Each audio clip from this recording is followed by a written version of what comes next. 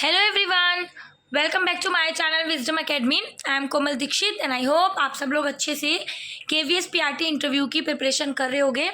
और KVS PRT interview या फिर किसी भी केवीएस इंटरव्यू के लिए उनका बायोडेटा फॉर्म कितना इम्पॉर्टेंट होता है ये आप सब एक अच्छी तरीके से जानते हैं। ठीक है, जो आपका इंटरव्यू होता है, इंटरव्यू में जब आप बायोडेटा फॉर्म देते हो तो उस बायोडेटा फॉर्म से ही आपकी 50% पर्सनैलिटी जो है वो वहाँ पे रिफ्लेक्ट हो जाती है। ठीक है, तो बायोडेटा फॉर्म जो है हमारे इंटरव्यू के प्रोसेस में बहुत इंपॉर्टेंट चीज़ है जिसे हम चाहकर भी इग्नोर नहीं कर सकते, है ना। और बायोडेटा फॉर्म को भरने से पहले उसके बारे में सारी इन्फॉर्मेशन, किस बेसिस पर इनमें सारी इन्फॉर्मेशन भरनी है, इसमें क्या भरना है क्या नहीं भरना, भरते हुए क्या गलतियाँ नहीं करनी, तो ये सारी चीज़ें ना हमें ध्यान में होनी चाहिए। ठीक है सॉरी, ये चीज़ें हमें पता होनी चाहिए। तो आज यही इसी बेसिस पर हम आज केवीएस पीआरटी का जो बायोडेटा फॉर्म होता है वो डिस्कस करने वाले हैं कि कहाँ पर आपको क्या भरेंगे। और इसके अलावा स्टिल आपका कुछ भी डाउट होता है या कुछ भी क्वेश्चन रह जाता है तो वो आप पूछ सकते हैं, ठीक है, कमेंट करके। तो ये तो आपको पता होगा पोस्ट, तो आपकी पोस्ट क्या है, प्राइमरी टीचर, तो हम यहाँ पे पीआरटी या प्राइमरी टीचर लिखेंगे। एंड एक वन मोर इम्पॉर्टेंट थिंग, आप इसमें शॉर्ट फॉर्म लिखना थोड़ा सा अवॉइड करना। पूरे ही बायोडेटा फॉर्म में या पूरे ही इंटरव्यू के टाइम पे आप फुल फॉर्म लिखना, primary teacher, roll number already आपको पता है, यहाँ पे आपको अपना रोल नंबर लिखना है, कैटेगरी जो भी आपकी कैटेगरी है, जर्नल है, एससी है, ईडब्ल्यूएस है, जो भी है, ठीक है, वो सारा चीज़ें आपको यहाँ पे मेंशन करनी है। हाँ, ये सारी चीज़ें वही होनी चाहिए जो आपने अपने रजिस्ट्रेशन फॉर्म में या फॉर्म फिल करते समय करा था ना, वही ये चीज़ें आपकी होनी चाहिए, ठीक है। फिर आपका नेम, कि आपका नाम क्या है, ठीक है, नाम। और ये जो सारी इन्फॉर्मेशन अभी आप आगे भरने वाले हो ये आपका 10th बेस का होना चाहिए, ठीक है। 10th को बेस बना करके चलना, फ़ायदे में रहोगे, क्योंकि आपको भी पता है कि 10th के बेसिस पर ही आगे डॉक्यूमेंट्स में नाम जाते हैं। हो सकता है किसी की ग्रेजुएशन में 12th में गलतियाँ हो, पर मोस्टली बच्चों के 10th में गलतियाँ कम होती हैं, तो 10th को बेस बनाना फ़ायदे में रहेंगे जिन बच्चों की आगे जा करके मिस्टेक हो रखी है, ठीक है। सो इसके बाद है आपका एड्रेस फॉर कॉरेस्पॉन्डेंस, जो भी इसमें आपका एड्रेस है वो आप लिखोगे। ये आपका जो परमानेंट एड्रेस है ना, जहाँ पर करंटली आप रह रहे हो, ये आपको वो लिखना है। डजेंट मैटर आपके आधार कार्ड में क्या है, पहचान पत्र में क्या है, पैन कार्ड में भी क्या है, डजेंट मैटर। अभी आप वहीं पे यहाँ पे वो लिखना जो आपका परमानेंट एड्रेस है, ठीक है। फिर इसके बाद आती है आपकी डेट ऑफ बर्थ, जो कि पूरा पूरा लाई करेगी 10th के सर्टिफिकेट पर। फिर आता है हमारा फादर्स नेम या हस्बैंड नेम, ठीक है। आप यहाँ पे मैरिड है तो हस्बैंड का नेम भी लिख सकते हो, क्योंकि उसके बाद डॉक्यूमेंट्स में चेंज हो जाता है, आधार कार्ड में भी हस्बैंड का नाम आ जाता है, तो आप हस्बैंड का नाम लिख सकती हैं। अदरवाइज जिन्होंने भी फादर का नाम चेंज नहीं कराया है वो अपने फादर का नाम यहाँ पे लिख सकती हैं। आपका मोबाइल नंबर, करंटली जो वर्किंग में हो, जहाँ पे केवीएस आपको मैसेज भेज सकता है, मोबाइल नंबर और ईमेल आईडी आपको यहाँ पे मेंशन कर रही है, ठीक है। तो अभी तक तो यहाँ पर आपको अभी तक तो कोई प्रॉब्लम नहीं आई होगी। देखो, इसके बाद हमारा आता है 7 नंबर पर अकेडमिक या प्रोफेशनल क्वालिफिकेशन। अकेडमिक या प्रोफेशनल क्वालिफिकेशन मतलब कि आपको जो भी एक प्राइमरी टीचर बनने के लिए जो क्वालिफिकेशन चाहिए ये आपको वो फिल करनी है, ठीक है। और यहाँ पे देखो साफ साफ मेंशन है बिगनिंग फ्रॉम +2 लेवल। अभी आजकल अपना करिकुलम विटे जब आप बनाते होगे तो आपकी क्वालिफिकेशन पता है कैसे मेंशन करी जाती है, हायर टू लोअर, यानी कि अगर मास्टर है तो मास्टर, फिर ग्रेजुएशन, फिर 12th और फिर 10th। बट इसमें ऑलरेडी फॉर्म्स में ना आपको मेंशन होगा, अगर इन्हें हायर से चाहिए तो ये वो भी मेंशन करेंगे। अब जैसे यहाँ पे इन्होंने लिखना है बिगनिंग फ्रॉम +2 लेवल, तो आप यहाँ पे अपना 12th से स्टार्ट करिए, फर्स्ट नंबर डालिए, आपका जो भी डिप्लोमा डिग्री जो भी नाम है आप उसका नाम डालिए, ईयर ऑफ पासिंग 2016 है तो 2016, इसमें आपके परसेंटेज कितनी बनी आपके मार्क्स की, आपके सब्जेक्ट कौन कौन से थे, ड्यूरेशन ऑफ कोर्स की क्या थी, और ये आपने कौन सी यूनिवर्सिटी से करा था, ठीक है। तो ये सारी इन्फॉर्मेशन आपको इसमें फिल करनी है। एक सेकंड चीज़ ना, आप एक बहुत अच्छे से सुन लो पहले तो। देखो, जो डाइट होती है हमारी दिल्ली में, हरियाणा में क्या होता है कि हम ना 12th के बाद ही डायरेक्ट डीएलएड में एडमिशन ले सकते हैं। डीएलएड, जेबीटी जो हमारा होता है हम उसको 12th के बाद ही डायरेक्ट एडमिशन ले सकते हैं, ठीक है। लेकिन यूपी में क्या होता है, पहले आपको ग्रेजुएशन करनी पड़ती है, इसके बाद आपका जो बीटीसी जेबीटी जो भी नाम बोलते हैं आपको वो कोर्स करना होता है, ठीक है। तो ये जो यूपी वाले बच्चे हैं ना, वो पहले ग्रेजुएशन मेंशन करना, मतलब 10th तो आप 12th तो आपको मेंशन करनी है, 12th आपने मेंशन कर दी, उसके बाद आप ग्रेजुएशन मेंशन करना और उसके बाद अपना डिप्लोमा मेंशन करना, क्योंकि आप लोगों को ग्रेजुएशन शो करना मस्ट है। क्योंकि आप लोगों की जो बीटीसी है वो तो ग्रेजुएशन के बिना पे हो ही नहीं सकती। अगर आप मान लो नहीं भी फिल करते ना, तो कहीं अगर ये क्वेश्चन उठ गया, जैसे आप सब लिख के तो दोगे ही, आप कहाँ से बिलोंग करते हो, आपका आधार कार्ड वगैरह में सब होगा कि आपने यूपी का जो बोर्ड है वहाँ से आपने एजुकेशन लिए, तो वहाँ पे जो डाइट है वो 12 ग्रेजुएशन के बाद होती है। तो आपने कैसे सीधे डीएलएड लिखा हुआ है, तो यहाँ पे आप ना क्रॉस चेकिंग होगी, तो थोड़ा सा फंस जाओगे ये इंटरव्यू में ही, थोड़ा सा अगर क्वेश्चन वगैरह उठ गया तो। ठीक है, तो आप लोग पहले 12th मेंशन करना, फिर ग्रेजुएशन मेंशन करना, और उसके बाद आप लोग डिप्लोमा जो भी आपका है आप उसको मेंशन करोगे। ठीक है, लेकिन जो बाकी स्टेट के लोग हैं, जैसे कि दिल्ली में क्या है कि 12th के बाद डीएलएड होता है, तो आप लोग 12th के बाद सीधे डीएलएड जो है सीधे मेंशन करना। अगर आप लोगों को ग्रेजुएशन मेंशन करनी है तो आप डीएलएड के बाद ग्रेजुएशन मेंशन करो। आपको मास्टर्स भी करी हुई है आपने, तो आप मास्टर भी मेंशन करो। बीएड करी हुई है तो बीएड भी मेंशन करो। आपने जो जो कोर्स कर रखे हैं अगर आपको मेंशन करने करो, नहीं करने मत करो। लेकिन 12th के बाद अगर डिप्लोमा करा हुआ है तो आप उसको डिप्लोमा ज़रूर मेंशन करना। ठीक है, आप लोगों के लिए पहले ग्रेजुएशन मेंशन करना कंपलसरी नहीं है, तो आप लोगों की मर्जी है। बाकी मेरा आप लोगों को ये सजेशन रहेगा, आपके पास जितनी भी हायर क्वालिफिकेशन क्यों ना हो, मास्टर्स हो, ग्रेजुएशन हो, बीएड हो, जो भी हो, आप लोग ना मिनिमम से मिनिमम करना। मतलब 12th कर दिया, डाइट चाहिए, सीटेट कर दिया, बस काम ख़त्म। ज़्यादा अवॉइड करना कि आप लोग ज़्यादा मेंशन ना करो, क्योंकि उसमें से ही ना ज़्यादा क्वेश्चन, अगर आपने मान लो ग्रेजुएशन करी हुई है और उन्होंने आपकी ग्रेजुएशन में से क्वेश्चन कर दिया, और अगर आपको नहीं आता तो हो सकता है ना आप यहाँ पे फंस जाओ थोड़ा सा। मास्टर्स के क्वेश्चन अगर आपने करा हुआ है, मास्टर्स के क्वेश्चन पूछ दिए तो वो आपसे पूछ सकते हैं, और ऐसा होता है बच्चों के साथ। तो थोड़ा सा स्मार्टली यहाँ पे प्ले करना और मेंशन नहीं करना अगर आपको नहीं करना। बाकी जो चीज़ें आपके पास अपना serial number, name of examination, year of passing, total marks, percentage of marks, subjects क्या थे, पूरे सब्जेक्ट्स लिखने की ज़रूरत नहीं है, शॉर्ट में आप लिख सकते हो क्योंकि इतना छोटा सा कॉलम होगा। सारे सब्जेक्ट कैसे आएंगे, ड्यूरेशन क्या थी कोर्स की, बोर्ड यूनिवर्सिटी क्या था। ठीक है, इस तरीके से आपको एक कॉलम फिल करना है।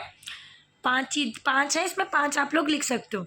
फिर इसमें क्या है, एक्सपीरियंस अलॉन्ग विथ पे, मैट्रिक्स लेवल पे, वेन विथ ग्रेड पे। यहाँ पे आपको अपना सीरियल नंबर लिखना है। मतलब कि अगर आपने मान लो आप लोग गेस्ट टीचर हो, आप लोग कॉन्ट्रेक्चुअल टीचर हो, आप लोग किसी एनजीओ में पढ़ाते हो, आप लोग किसी प्राइवेट स्कूल में टीचर हो, और अगर आपके पास एक्सपीरियंस है तो वो यहाँ पे आपको मेंशन करना है। जैसे कि आपका सीरियल नंबर क्या है, आपकी पोस्ट क्या है, आपके स्कूल का जहाँ पे भी आप पढ़ाते हो उसका नाम क्या है, और ये किसके अंदर आती है। ठीक है, सेंट्रल की है, स्टेट की है, गवर्नमेंट है, ऑटोनॉमियस बॉडी है, क्या है, ये आपको यहाँ पे मेंशन करना है। आपका फ्रॉम टू फ्रॉम, मतलब किस पीरियड से लेकर किस पीरियड तक आपका यहाँ पे एक्सपीरियंस है, पीरियड ऑफ एक्सपीरियंस कितना है आपको एक्सपीरियंस कितना है, और आपको यहाँ पे ग्रेड कितनी मिल रही थी, मतलब आपकी अप्रॉक्स सैलरी कितनी थी। तो ये सारी चीज़ें यहाँ पे आपको मेंशन करनी है। और इससे पहले मैं आपको एक चीज़ बोलना चाहती हूँ, आप लोग देखो, अगर आपके पास एक्सपीरियंस है और किसी के पास नहीं है, ऑब्वियसली ये लोग थोड़ा सा प्रिविलेज करेंगे, या फिर थोड़ा सा, देखो आप लोग एक्सपीरियंस वालों को आप भी लेना चाहोगे, तो ये चीज़ इनके साथ भी होती है, थोड़ा सा ज़्यादा थोड़ा सा दिया जाएगा।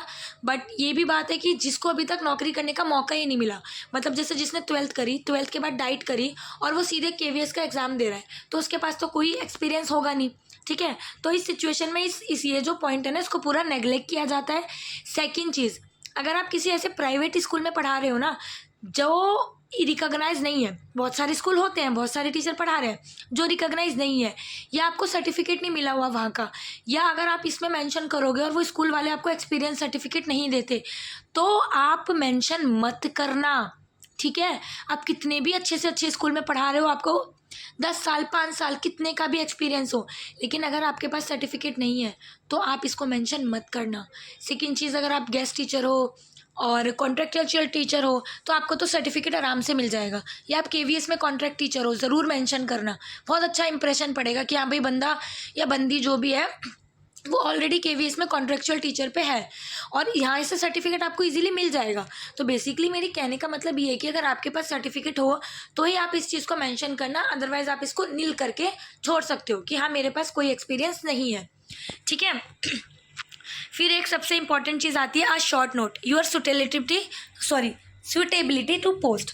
आप इस पोस्ट के लिए सुटेबल कैसे हो, हम आपको ये नौकरी क्यों दें, इतने सारे लाखों करोड़ों बच्चे जो दे रहे हैं केवीएस का एग्ज़ाम, आप उन सबसे बेटर कैसे हो। तो इसमें जो था, मैंने जब पहले बताया था आपको, तो मैं क्या लिख के लेके गई थी, मैंने वो भी आपके साथ डिस्कस करा था कि ये सब चीज़ें मैंने लिखी थी। तो आप भी कुछ अच्छा सा सोचो, अपनी स्ट्रेंथ के बारे में सोचो, आपकी वीकनेसेस क्या हैं, आप उनको कैसे रिप्रेजेंट कर सकते हो पैनल के सामने। वो सारी चीज़ें आपको बहुत अच्छे से सोचनी है और उसको कंबाइन कर करके मिला करके लिखना है। देखो कितना सा स्पेस है, इतना स्पेस है, आपको इसी में लिखना है, ठीक है। तो you have to make sure कि आप अपना बेस्ट वर्जन वहाँ पे जा करके प्रेजेंट करने वाले हैं कि भाई हाँ, मैं अपनी पर्सनैलिटी का 100% इस एक पैराग्राफ में रिप्रेजेंट कर रहा हूँ। तो जो भी आपकी चीज़ें हैं आप इसको मेंशन करो कि मैं क्विक लर्नर हूँ, मैं मेरे में बहुत पेशेंस है जो कि बच्चों को डील करने के लिए बहुत ज़्यादा ज़रूरी होता है, मैं पंक्चुअल हूँ, मैं हमेशा टाइम से पहुँचता हूँ या पहुँचती हूँ, और मैं अपने टीचिंग मेथड्स के थ्रू अपनी सोसाइटी में थोड़ा सा चेंज लाना चाहती हूँ। लिटिल बिट चेंज होगा लेकिन मैं स्ट्रॉन्ग चेंज करूँगी उसको। जितना भी चीज़ें मुझे काम करने के लिए दी जाएंगी मैं अपना 100% दूंगी। और मैं बहुत डिसिप्लिन हूँ, मैं बच्चों को जॉयफुल या अलग अलग डिफरेंट मेथड से पढ़ाना चाहती हूँ।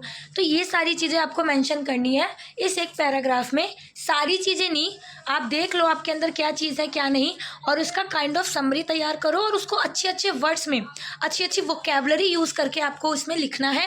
और you have to make sure कि जो भी वोकेबलरी आप लोग यूज़ करने वाले हो उन सब का मीनिंग आपको पता हो, ठीक है। अगर आपसे क्वेश्चन पूछ लिया लाइक आपने लिखा कि आई एम मल्टी डिसिप्लिनरी, और वो बोलेंगे इसका मीनिंग क्या होता है और ये आपको ही नहीं पता, फिर तो आप फंस जाओगे ना। उनको समझ में आ गया कि अपनी पर्सनैलिटी फेक दिखाना चाह रहा है या फेक दिखाना चाह रही है, तो ऐसा नहीं करना, आपको अपने वर्जन का बेस्ट प्रेजेंट करना है, ठीक है। फिर नेक्स्ट है आपका एनी स्पेशल अचीवमेंट। अगर आपके पास कोई स्पेशल अचीवमेंट है तो यहाँ पे आप मेंशन कर सकते हो। और वैसे तो मैंने यूट्यूब पे सुना है कि सब कह रहे हैं आपके पास सर्टिफिकेट हो या ना हो आप स्पेशल अचीवमेंट मेंशन कर दो, बट ये मेरा पर्सनल सजेशन है कि अगर आपके पास किसी चीज़ का सर्टिफिकेट है तो ही आप लोग मेंशन करना, ठीक है।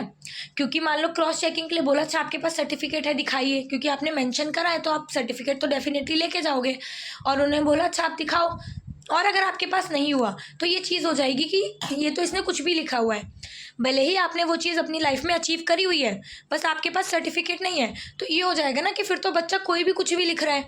मैं स्पेशल अचीवमेंट लिख दूँ कि मैं नेशनल लेवल पर बैडमिंटन खेलती हूँ, लेकिन मेरे पास उसका कोई प्रूफ नहीं है, तो मैं कैसे प्रूफ करूँगी, मैं कैसे मानूंगी, है ना। तो ये चीज़ हो जाएगी फंसने वाली, और हम नहीं चाहेंगे कि हम किसी भी पर्टिकुलर टॉपिक पर वहाँ पे फंसे।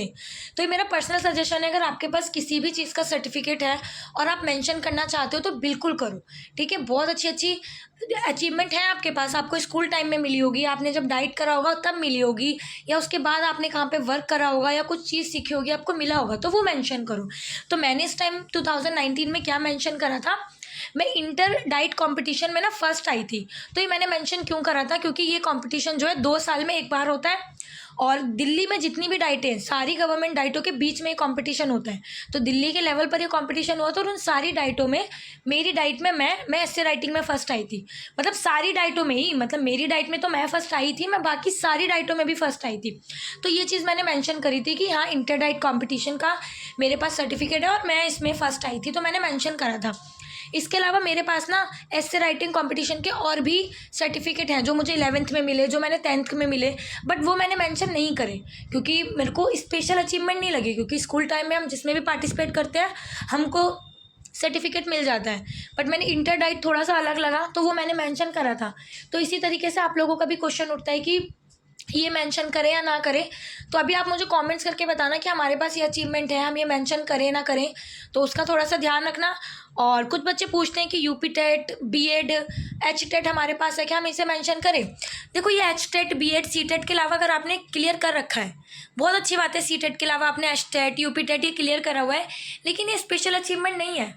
ये तो अगर आप एक टीचिंग की लाइन में जाते हो और आप उस पर्टिकुलर स्टेट में काम करना चाहते हो तो ये तो मस्ट है, ये तो कंपलसरी है ना आपको करना, तो ये स्पेशल अचीवमेंट में तो नहीं आएगा।